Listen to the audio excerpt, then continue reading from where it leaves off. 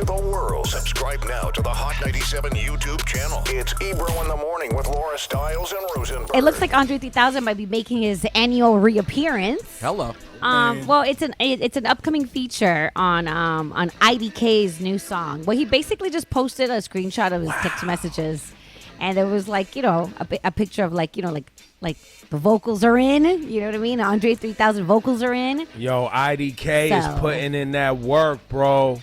Keep going, son. He's got a tremendous lawyer, IDK. That guy is putting in that work, man. I'll tell you what, I did not know about this. I had Very exciting. Not heard this. I'd heard some other names for features because my brother works with IDK. I had not heard there was an Andre 3 Stacks. Yo, man, stop trying to put this on your brother, man. IDK, man, he's putting in great work out here. Keep going, man. Definitely wasn't my brother. My brother's never run into Andre 3000 playing the ukulele on the F train. It's not the ukulele. I think it's a clarinet, or no. No, it was a flute. A flute. No, but it's not a real flute. It's recorder? like one of the recorder. Was he playing the recorder? It's a recorder? Nah, he wasn't playing recorder, man. Don't do that to Andre. Also, rest in peace to Prince Markie D from the Fat Boys. Yeah. He recently passed away. He had lost a lot of weight.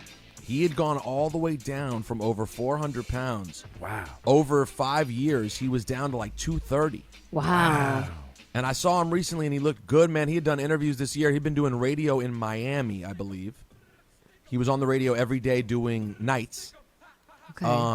And he had been doing radio for a while, too. Yeah, he'd been in radio for a minute. He also was an ill producer. Guys, he produced Real Love for Mary J. Blige. I didn't know that. Did not know that.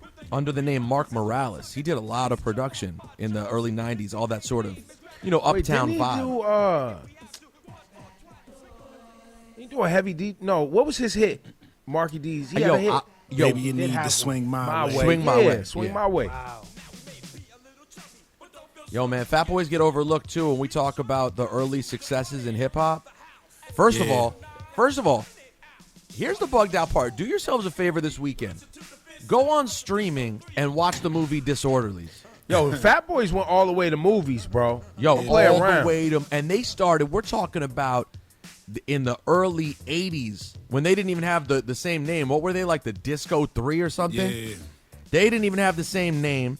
Then they made it as the Fat Boys, had hits, and had movies. Like Disorderlies was people love that. I loved Disorderlies as a kid. Disorderlies was a funny movie, man. Like, it's a legit funny ass movie. And then he did well as a producer. Like, I just think it's here's a tweet from Dante Ross, who's a legendary hip hop producer, A&R. The Fat Boys are often overlooked in importance due to their chasing the novelty angle of their music early on. That said, their first few records and the first LP are fantastic.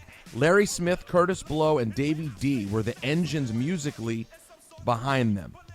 He said, I would be remiss to point out if I didn't point out that the Fat Boys used to be known as the Disco 3. I saw them open for P-Funk at the Roxy in 1984. Woo. They became the Fat Boys shortly thereafter. They came to be after winning a citywide talent contest put together by Mr. Magic.